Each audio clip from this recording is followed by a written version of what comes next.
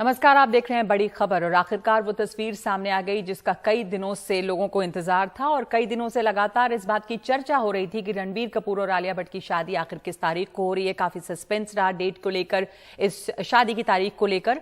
लेकिन शादी आज हुई। कल मेहंदी की रस्म हुई थी। रणबीर कपूर और आलिया भट्ट की आज शादी हुई और ये एक छोटी गैदरिंग, एक प्राइवेट गैदरिंग थी जो कि इनके घर पर ही हुई। वास्तु नाम का जो इनका बंगला अपार्टमेंट है वहां पे रणबीर कपूर और आलिया भट्ट फिल्म ब्रह्मास्त्र की शूटिंग के दौरान मिले थे।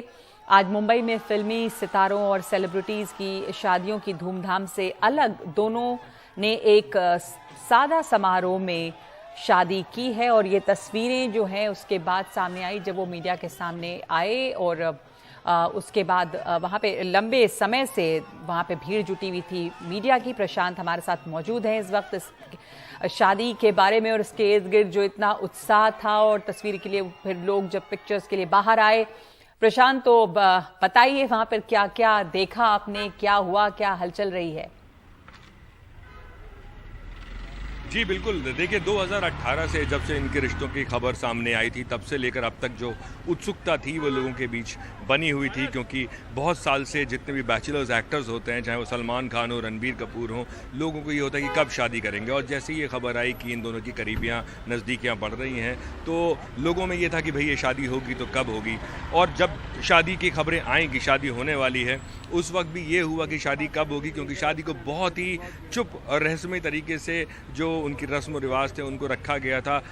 लोग कयास लगा रहे थे, बड़ी बड़ी खबरें आ रही थी कि 200 बाउंसर्स होंगे, ड्रोन्स होंगे, ये होंगे वो होंगे, लेकिन ऐसा कुछ भी नहीं था। पिछले 3 दिन से 13 से पहले से लोगों को यहाँ पे भीड़ जो है वास्तु के सामने जो पाली हिल में बंगलो है इनका कृष्णा राज, और उसी से करीब 5 या 3 मिनट की वॉक पे आलिया भट्ट और रणबीर कपूर का फ्लैट है, दोनों के फ्लैट हैं इसी बिल्डिंग के अंदर। तो यहाँ पे लोगों ने, पत्रकारों ने जमावड़ा शुरू कर दिया। मेरे पीछे आप लाइट्स देख सकते हैं, ये लाइट्स भी कल लगी हैं, परसों से थोड़ी लगनी शुरू हुई थी, लेकिन बाकी काम जो था वो कल शुरू हुआ। और फिर तब भी जो है बहुत सारा मिस डायरेक्शंस कहे हुए, मैं कहूँ कि ये भ्रांति में रखा जा रहा था लोगों की शादी कब हो गई। लेकिन हमें अंदर से मालूम था कि 14 तारीख को शादी होने वाली है, और फिर रात को नीतू सिंह ने ये कंफर्म कर दिया और रिद्धिमा ने, जो उनकी बहन है रणबीर कपूर की शादी जो है वो 14 तारीख को होगी।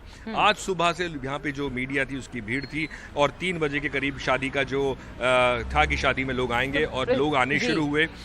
लेकिन यहाँ पे जो सबसे जी प्रशांत, मैं ये जानना चाह रही हूँ कि इसमें बॉलीवुड के बहुत ज्यादा लोग शामिल हुए थे कि कौन लोग, खास लोगों को बुलाया गया, दोस्त और करीबी रिश्तेदार, और दूसरे की जिस तरह की चलन रहा है बॉलीवुड में कि एक लोकेशन पे वेडिंग और बहुत एग्जॉटिक जगहों पे, वैसा कुछ नहीं था। बिल्कुल अलग थी ये शादी, घर पे हुई अलग तरीके से। बिल्कुल ये शादी जी सादा रखी गई, जी बहुत सादा शादी रखी गई। बहुत ही करीबी लोग थे, जैसे मैं बोलूं करण जौहर ने आलिया भट्ट को पहला ब्रेक दिया था, वो थे। उसके अलावा अयान मुखर्जी जो ब्रह्मास्त्र के डायरेक्टर हैं वो थे। उसके अलावा क्योंकि जो कपूर फैमिली है वो सारे ही उसमें कलाकार हैं। करीना कपूर रही, सैफ अली खान उनके हस्बैंड है, रीमा जैन, आधार जैन जो उनके कज़न है, ये सब लोग इस शादी में आए। लेकिन और जो नाम सुर्खियों में अब तक आ रहे थे कि वो लोग सब शादी के बड़े बड़े नाम यहाँ पर आएंगे, ऐसा कुछ नहीं था। ना ढोल ताशा था, ना नगाड़े थे, सिर्फ ढोल ताशा में थोड़ा सा एक बैंड बजना तब शुरू हुआ जब लड्डू बांटे गए लोगों को, या मीडिया के सामने जब ये दोनों कलाकार आए। उससे पहले कहीं नहीं। और गाड़ियां भी जो आई वो चुपचाप जब अंदर जा रही थी तो बड़ी मुश्किलों से फोटोग्राफर्स को अंदर फोटोग्राफ्स मिल पाए, क्योंकि इतने बाउंसर्स यहाँ पे लगाए हुए थे जो एक घेरा बना के गाड़ियों को अंदर लेके जा रहे थे। तो बहुत बड़े जो बॉलीवुड में जिस तरह से शादियाँ होती हैं वैसी ये शादी नहीं रही। इसका वजह ये भी मानी जाती है क्योंकि रणबीर कपूर जो हैं वो बचपन से उन्होंने फेम देखा है और वो इस शादी को चुपचाप करना चाहते थे, उस सारे तमाशे से अलग, जैसा बॉलीवुड की शादियों में अक्सर होता है। नगमा जी शुक्रिया आपका प्रशांत। तो ये तस्वीर देखने के लिए तमाम लोग परेशान थे। आलिया भट्ट और रणबीर कपूर सामने आए और कहा जा रहा है कि रणबीर कपूर बहुत ही प्राइवेट व्यक्ति हैं ज़ाती ज़िंदगी में और वो बहुत ज़्यादा तामझाम इस शादी में ढोल बाजा नहीं चाहते थे, तो बड़े सादे तरीके से ये शादी की गई है। चलिए तो अब रणबीर कपूर और आलिया भट्ट की शादी से हट के दूसरे मसलों की बात करते हैं। दिल्ली पुलिस ने सुप्रीम कोर्ट में हलफनामा देकर कहा है कि दिल्ली में जो धर्म संसद हुई थी उसमें नफरती भाषण नहीं दिए गए थे, लिहाजा हेट स्पीच का केस भी वो बंद कर रही है। दिल्ली पुलिस ने कहा कि उसने सारे वीडियो देखे और उसमें मुसलमानों का नरसंहार करने जैसी कोई बात नहीं है। मामले की अगली सुनवाई 22 अप्रैल को की जाएगी। पिछले साल दिल्ली में हुई धर्म संसद को लेकर सवाल उठाए गए, लेकिन अब दिल्ली पुलिस का दावा है कि इस दौरान हेट स्पीच नहीं दी गई, इसलिए केस बंद कर दिया गया है। सुप्रीम कोर्ट में दाखिल हलफनामे में पुलिस ने कहा है कि धर्म संसद में मुस्लिम समुदाय के खिलाफ कोई नफरती भाषणबाजी नहीं हुई। धर्म संसद के वीडियो व अन्य सामग्री की गहन जांच में पाया गया कि किसी समुदाय के खिलाफ हेट स्पीच नहीं दी गई। दिल्ली की घटना में वीडियो क्लिप में किसी विशेष समुदाय के खिलाफ कोई बयान नहीं है, इसलिए सभी शिकायतों को बंद कर दिया गया है। भाषणों को पूरे मुस्लिम समुदाय के नरसंहार के लिए खुला आह्वान नहीं कहा जा सकता है।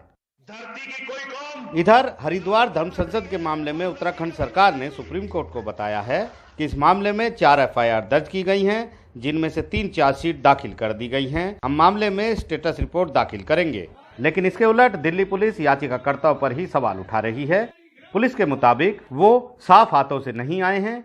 हैरानी की बात है कि याचिकाकर्ताओं ने पुलिस में शिकायत नहीं दी, वो सीधे सुप्रीम कोर्ट पहुंचे, जो पहले ही केसों के बोझ में है। बहरहाल सुप्रीम कोर्ट ने हिमाचल सरकार से भी इस मामले में जवाब तलब किया है। इस मामले में 22 अप्रैल को अगली सुनवाई होनी है। वहीं याचिकाकर्ताओं ने कहा है कि दिल्ली पुलिस के इन दावों का जवाब अदालत में दिया जाएगा। दिल्ली पुलिस की असली परीक्षा अब अदालत में होगी, जब उसे सुप्रीम कोर्ट को संतुष्ट करना होगा, साथ ही साथ ठोस दलीलें भी रखनी होंगी। नई दिल्ली से आशीष भार्गव, NDTV इंडिया। और विवादों में घिरे कर्नाटक के मंत्री ईश्वरप्पा आखिरकार इस्तीफा देने के लिए तैयार हो गए हैं। आज उन्होंने इसका ऐलान करते हुए कहा कि वो कल कर्नाटक के मुख्यमंत्री बसवराज बोम्मई को अपना इस्तीफा सौंप देंगे। ईश्वरप्पा कॉन्ट्रैक्टर संतोष पाटिल की खुदकुशी के मामले में फंसे हुए हैं। उन पर FIR हुई है। कल तक वो इस्तीफा देने से इनकार कर रहे थे, लेकिन बीजेपी आला कमान के दबाव में आज उन्हें इस्तीफे का ऐलान करना पड़ा है।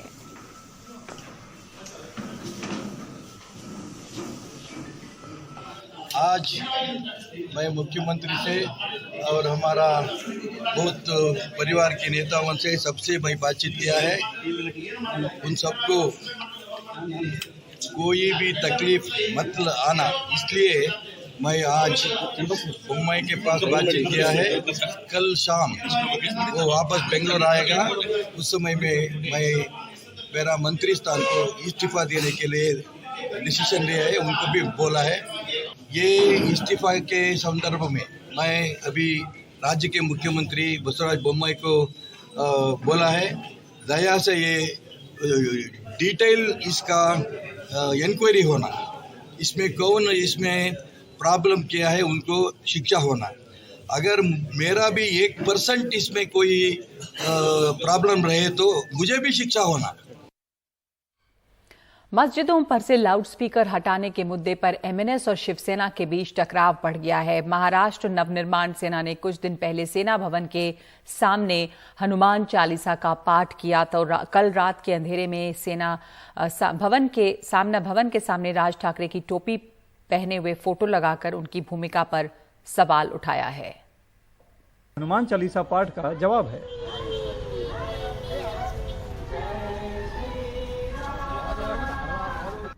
MNS कह रही है कि चोरी छिपे रात के अंधेरे में बैनर लगाकर भाग जाना मर्दों वाला काम नहीं है। आपने उद्धव साहब का अगर फेसबुक लाइव देखा रहेगा ये कोरोना के पीरियड में, तो बार बार कहते थे हम मर्द है, हम मर्द है, हम मर्द है, और हर सभा में कहते हैं हम मर्द है, मर्द है। ये मर्दों वाली तो हरकत है नहीं कि रात के छिपे बैनर लगाओ और भाग जाओ। जिस दिन खुलेआम बात करेंगे उस दिन खुलेआम जवाब देंगे। हमको तो ये चीज, हमने जो भी चीज की है खुलेआम की है। पण या मशिदींवरती लागलेले भोंगे हे खाली उतरवावेच लागतील। या सरकारला हा निर्णय घ्यावाच लागेल। राज ठाकरे ने गुड़ी पाड़वा के दिन शिवाजी पार्क की सभा में मस्जिदों पर लगे लाउडस्पीकर को हटाने की मांग की और नहीं हटाने पर मस्जिदों के सामने हनुमान चालीसा का पाठ करने की घोषणा की। 10 अप्रैल को सेना भवन के सामने हनुमान चालीसा बजाकर हिंदुत्व के मुद्दे पर शिवसेना को घेरने की कोशिश भी की, जिसके बाद से दोनों पार्टियां एक बार फिर से आमने सामने हैं। राजनीतिक मंच के ऊपर से इस प्रकार से घोषणाएं होती हैं लेकिन सरकार सरकार होती है। ठाकरे सरकार है, इस राज्य को गृहमंत्री है, एक मजबूत सरकार है, बहुमत वाली सरकार है और सरकार को मालूम है क्या करना है क्या नहीं करना है। कोई आकर आनंद फानंद में बोल जाता है और कानून की भाषा हमको सिखाने की बात करता है तो ठीक है, उनका आनंद उनको लेने दो। 10 अप्रैल को सेना भवन के सामने हनुमान चालीसा बजाने पर एमएनएस के यशवंत किल्लेदार को गिरफ्तार कर लिया गया था, लेकिन जमानत पर छूटने के बाद यशवंत किल्लेदार ने अब मुख्यमंत्री उद्धव ठाकरे को पत्र लिखकर 16 अप्रैल को सेना भवन में हनुमान चालीसा पाठ करने देने की मांग कर डाली है। मतलब साफ है, एमएनएस ने हिंदुत्व के मुद्दे पर शिवसेना को घेरना जारी रखा है। अब तो राज ठाकरे ने अल्टीमेटम भी दे दिया है कि 3 मई तक, क्योंकि रमजान है और 3 मई को रमजान ईद है, तो 3 मई तक अगर लाउड स्पीकर नहीं हटाए गए तो उनके लोग फिर से जाके मस्जिदों के सामने हनुमान चालीसा बढ़ाएंगे। यानी एक तकरार और तनाव कहीं न कहीं बढ़ता जा रहा है। बहरहाल जैसे जैसे चुनाव नज़दीक आएगा ये राजनीतिक टकराव और भी आगे बढ़ेगा, लेकिन डर है कि ये राजनीतिक टकराव कहीं सांप्रदायिक तनाव में न फैल जाए।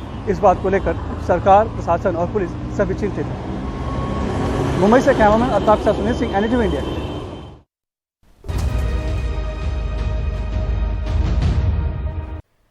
तो बड़ी खबर में आज के लिए इतना ही। नमस्कार।